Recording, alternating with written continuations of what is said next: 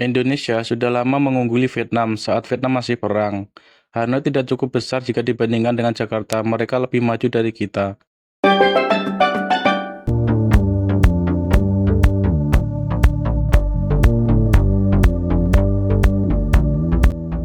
Ini adalah seorang vlogger asal negara Vietnam yang akan membagikan pengalamannya menaiki kereta cepat bus.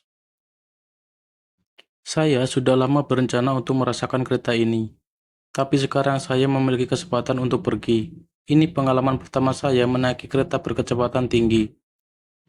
Ini adalah kereta berkecepatan tinggi pertama dan terbaik di kawasan Asia Tenggara dan belahan bumi bagian selatan.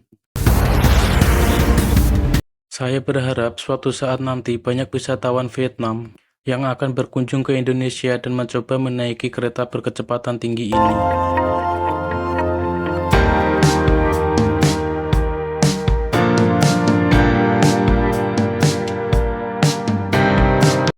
Kalau Vietnam bisa melakukan itu, mungkin butuh waktu 30 tahun lagi. Vietnam sedang berdebat dengan kereta berkecepatan tinggi utara-selatan sepanjang 350 km. Jika para pejabat Vietnam tidak serakah, mereka pasti sudah memiliki jalan raya sejak lama. Melihat orang lain, kita melihat negara kita begitu terhina, terlalu terbelakang. Jika Vietnam memiliki kereta berkecepatan tinggi, industri penerbangan tidak dapat bersaing karena terlalu nyaman. Saya akui kapal ini enak sekali. Kapan Vietnam akan membuat kapal seperti ini? Jika Indonesia membangun kereta berkecepatan tinggi yang menghubungkan pulau-pulau tersebut, itu terlalu megah. Masyarakat lokal dan wisatawan berpergian dengan sangat nyaman. Keretanya indah dan berjalan lancar, tidak ada penundaan. Lalu mengapa orang Tiongkok lebih memilih berpergian dengan kereta api dibandingkan pesawat? Kalau saya di Jepang, naik Shinkansen lebih mahal dibandingkan terbang. Indonesia sudah lama mengungguli Vietnam saat Vietnam masih perang. Hanoi tidak cukup besar jika dibandingkan dengan Jakarta, mereka lebih maju dari kita.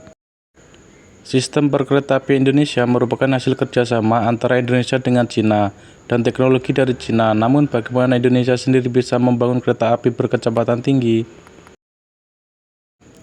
Modal rencana proyek ini 4 miliar dan selesai 7 miliar.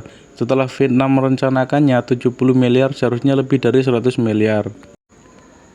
Jujurnya, kereta api Vietnam bisa melaju dengan kecepatan 50 km per jam dan tergelincir, apalagi 300 km per jam. Untuk mengerjakan proyek seperti ini, melepaskan satu baut sekrup saja sudah cukup untuk menimbulkan bencana.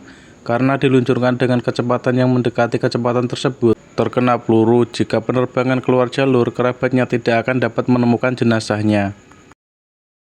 Dengan perekonomian triliun US dollar, memiliki 350 kereta berkecepatan tinggi bukanlah apa-apa. Kapan Vietnam akan maju dan modern seperti negara Anda? Vietnam tertinggal 10-20 tahun dari mereka. Hingga saat ini, rencana pembangunan kereta berkecepatan tinggi tersebut belum disetujui. Pertama di Asia Tenggara dan belahan bumi selatan, hebat. Stasiunnya luas, keretanya indah dan modern. Berpergian dengan kereta api seperti terbang, sangat menyukainya. Sungguh suatu misi yang sempit. Tadinya saya kira Indo terbelakang, tapi ternyata saya salah. Ibu kota Indonesia itu terlihat begitu indah, bersih dan modern. Alasan mengapa banyak korporasi internasional memilih Indo untuk membuka pabrik dan bukan Vietnam.